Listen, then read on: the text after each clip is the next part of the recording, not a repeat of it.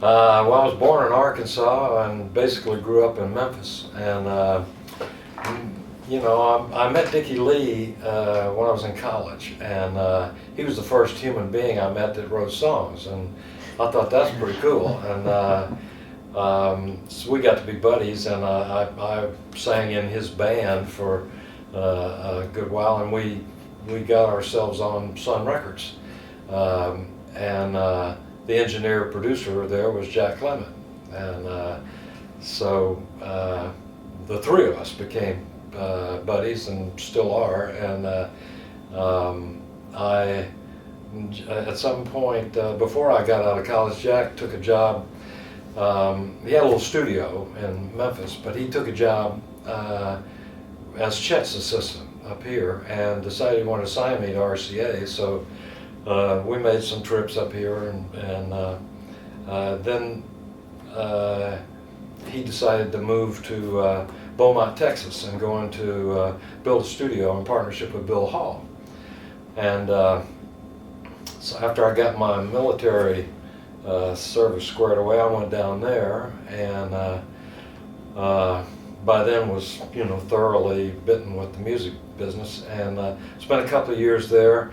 Then went back to Memphis for another 5 years, I guess, and had a day job and moonlighted the music. And really was in love with Memphis at the time. I liked the mood and the way music was made down there. It was not made in as big a hurry as it seemed to be made in other places. And I thought for a long time that Memphis was going to manifest in a larger way than it really did. And then I woke up one day and I thought, this is always going to be kind of the Boondocks.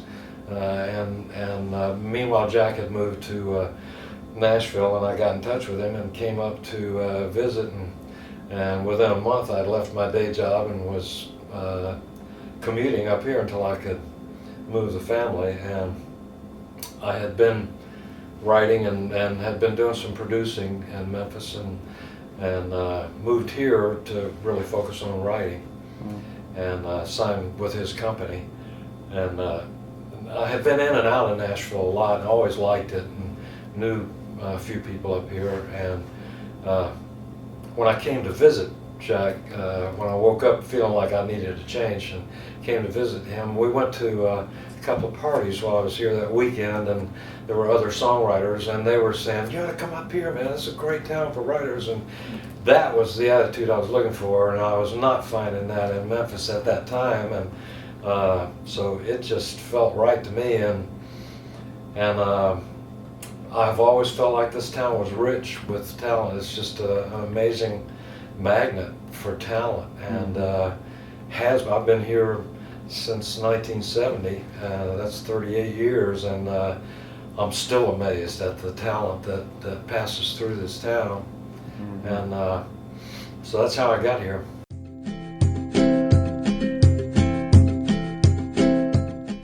Well, it was a little scruffier, and it was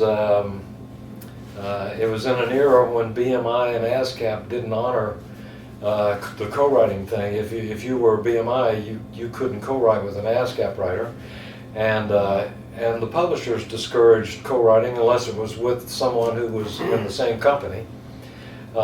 So there was a whole lot less co-writing, and but there were already the heritage here from songwriters was huge and impressive. I mean, Boudleaux and Felice, John Loudermill, Carlin Howard, Hank Cochran, and on, Dallas Frazier, Roger Miller. Chris Christopherson was hot at that time. So it was really an exciting, great time here, and a lot more casual, and just smaller. It was really fun. It was daunting in terms of making a living, because country music business just wasn't that big then, and there weren't that many country radio stations, and so a hit made you some money, but it didn't make you huge amounts of money. And I had the feeling that I needed to pay attention and hustle, and work hard and try to be good at what I did. But it was really welcoming and friendly, and it still beats any town I've ever seen, any music town, for the welcoming attitude towards songwriters. And I think that still seems true today, you know. Mm-hmm. But I would guess that one of the main differences is that there just wasn't as much co-writing going on, and frankly, I think the songs had a lot more personality because of that. Right. The co-writing thing bothers me, and I've co-written, and I don't have any fixed objection to it, but I've done seminars for songwriters and been really struck by the fact that they're coming to town today looking for co-writers, and it's like they all think this is how you network and how you get somewhere. And every time I've spoken to any of them, I've tried to say no, don't think that way, and I still feel that way. Mm-hmm.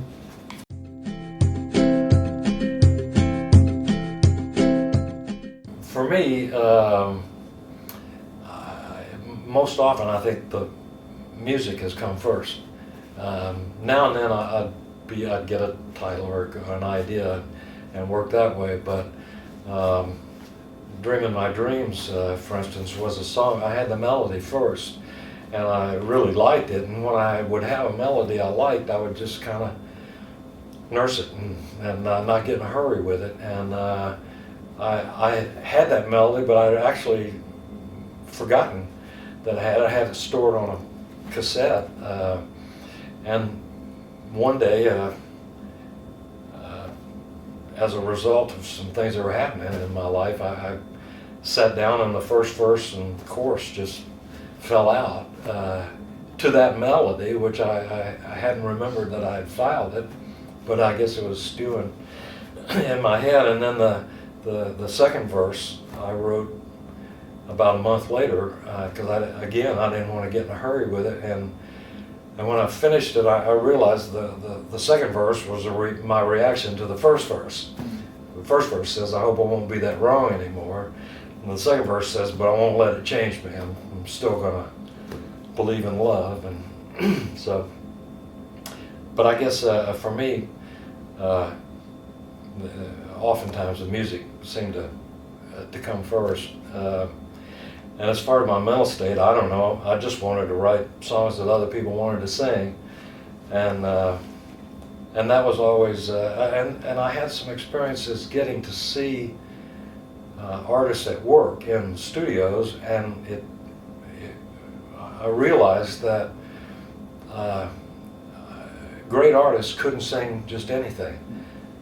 They had to lay right for them, and I saw some of my favorite singers trying to tackle songs that I really liked that they couldn't quite get, and that included, I remember hearing Waylon Jennings trying to sing "Come Early Morning," and it had a little phrase in it. It was like, "Come early morning, I'll be home and satisfied," and he couldn't feel at home and satisfied, and his producer just sat there and didn't offer any help, you know. And it was otherwise so beautiful, the recording of that song, and he never finished it and never used it because no one helped him with that one little bump there. And I saw Jack work with Charlie Pride, and so the same kind of thing happened. And so I realized, you know, you had to try to make a song singable as well as relatable. And I feel like I'm talking in circles there. I don't know. Anyway, that was the other thing was that I think me and my buddies loved to write songs that got a good reaction from one another.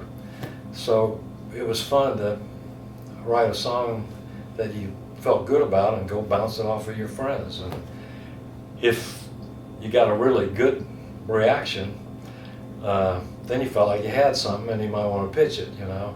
Otherwise, it was an exercise.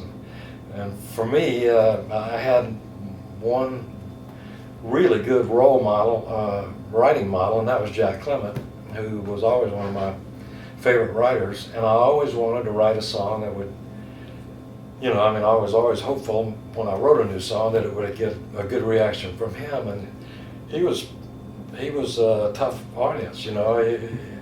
And now and then I'd get a yeah, you know, and I wanted to get a yeah, you know.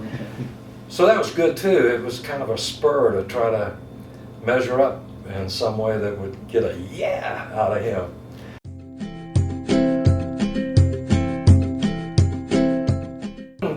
Public so much. It was just, you know, Jack had he had a studio or two, and he had offices that had little rooms here and there, cubbies that you could get into. You don't need much, you know, just a place to hang, and sometimes would be at someone's house, you know, but writers hang together a lot anyway because they need support so much, and need moral support. Yeah. Yeah.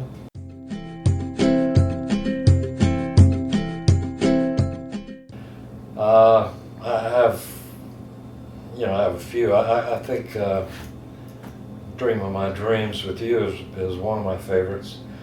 Among the things I've co-written, I really have always liked I Recall A Gypsy Woman. I wrote that with MacDill. MacDill and I used to write, have fun writing. We'd get together and sit and talk about books or something we were reading until we kind of got started on something. But the thing I liked about working with him was that it didn't bother him if you didn't finish the song in the session that you were in. So if it was good and it was appealing to you, you know, you'd take a long time. So I Recall A Gypsy Woman, we wrote that over 3 or 4 different sessions, and because we just really liked it and wanted to get it right. And then I think when we got through with it, we both loved it, and neither one of us really sang it great, you know. But when we sang it for Waylon, he loved it and he sang it, and that was a big aha moment for me too, to hear, because it was like he just breathed life into it, you know. It was really a song when he got through with it. And that showed me something too about the power of a really, the combination being right, you know.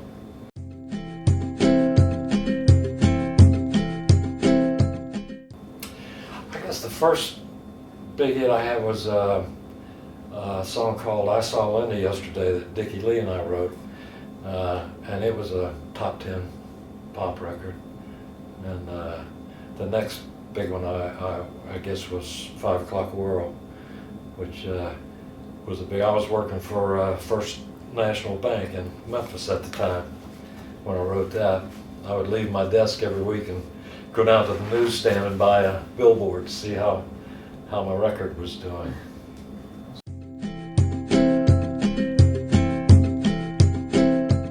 You know, the first recording on it was a group called the Vogues, and they actually used the demo track that we cut here in Nashville. David Briggs and Norbert Putnam and Jared Kerrigan and Chip Young and Matt Gaden played on it. I think Buzz Cason and Bobby Russell sang some backup on it, and then they gave the band track to, which was like a 3-track, I think, to the group the Vogues, which were up in Pennsylvania, and so that was the first big hit.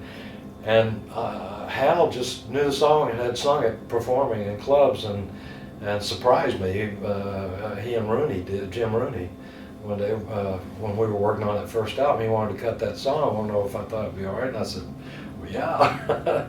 But it surprised me because I just hadn't thought of it in a country music context, because it was a pop hit, you know.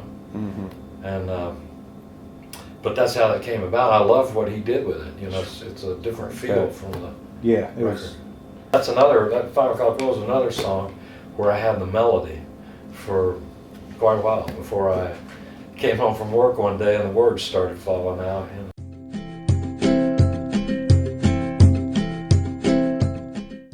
No, I think that they both started kind of, you know, the chorus came along at a natural time, but I think I started with the verse. Really?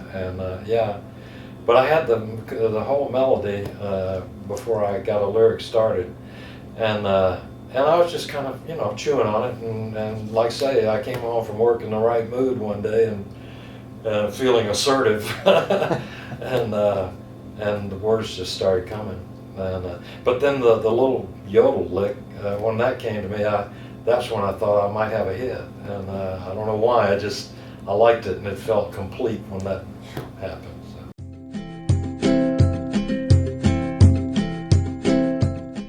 I never have really looked at it that way too much, you know. I guess just from the fact that the music has come first for me a lot of times, maybe I'd say that was more of a strength to me, and then I've had to work to get the lyric where I wanted it. Sometimes, but sometimes the lyrics pop out.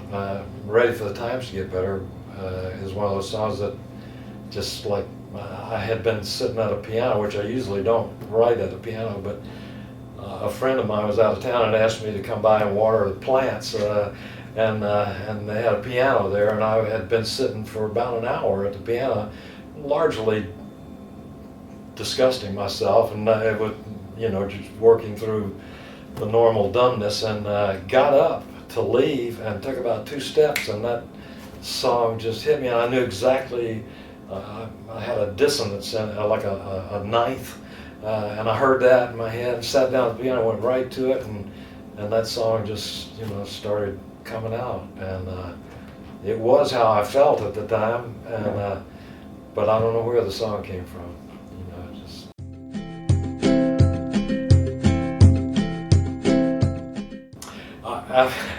After I met Dickie Lee.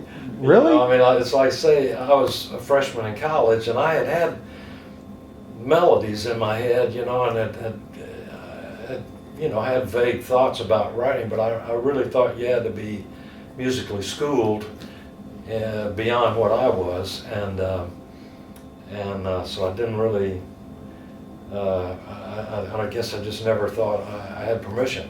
And then I met Dickie, and he was writing, and I thought, well, shoot, you can do it. And so that's when I started.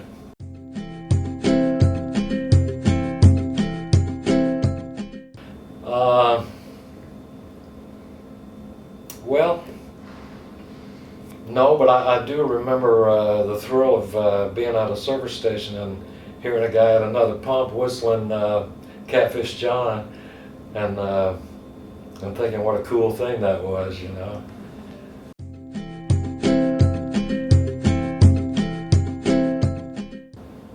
I guess anytime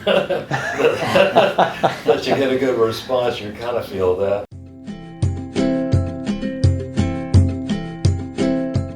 I can't remember experiencing that, but I've seen it, and one of Bob McDill's songs is that I love is Amanda, and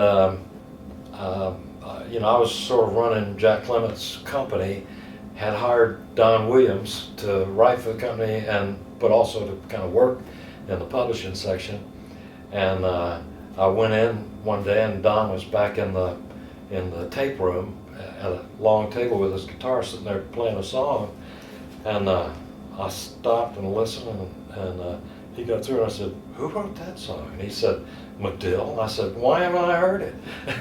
And he said, "Oh, you know McDill, he didn't think anyone would like it, you know." And so McDill hadn't sung it for me, hadn't really sung it for anybody much, and yet there it was on a lead sheet, so it had been, you know, work tape had been made and a lead sheet generated, and it blew me away, you know. Yeah. So I've seen that. I don't think you always know, you know, but.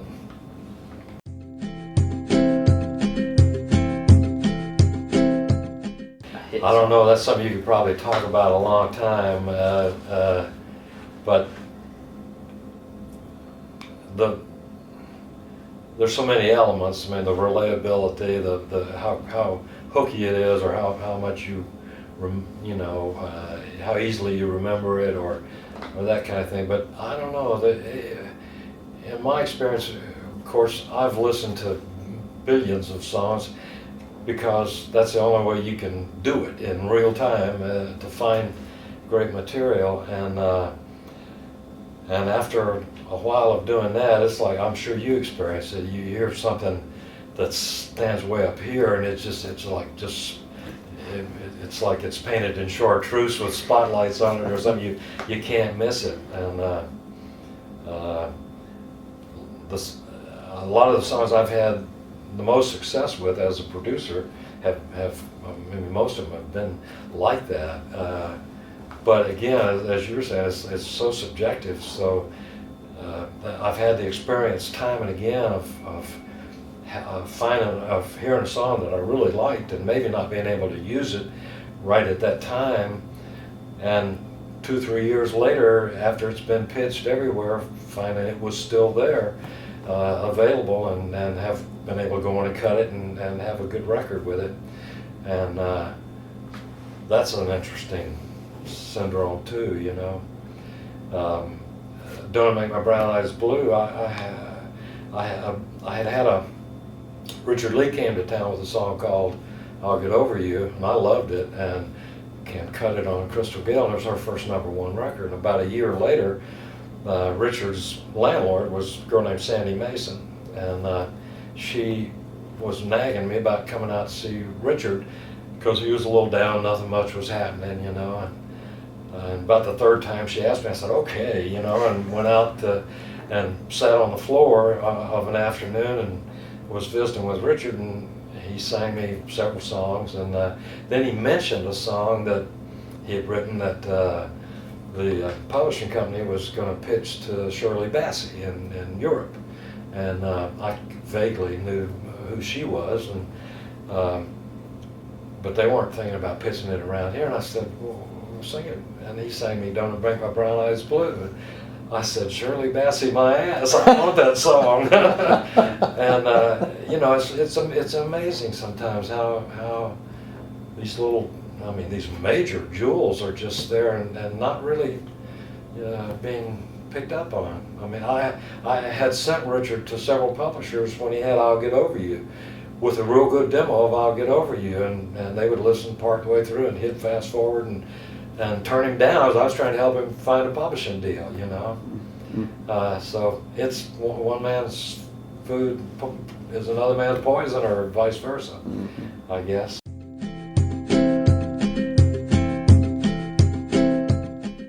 I don't know. I think I've always appreciated the moment, but earlier on, when you got a family and you're struggling to prove your own merits, I guess there's more anxiety, and you maybe don't stay. You look back and go, "Wow, I wish I'd paid more attention or been even more in the moment," you know, because when you do look back, you see things that were like these great periods, and think, "Wow, things were happening then." Yeah. But they always are.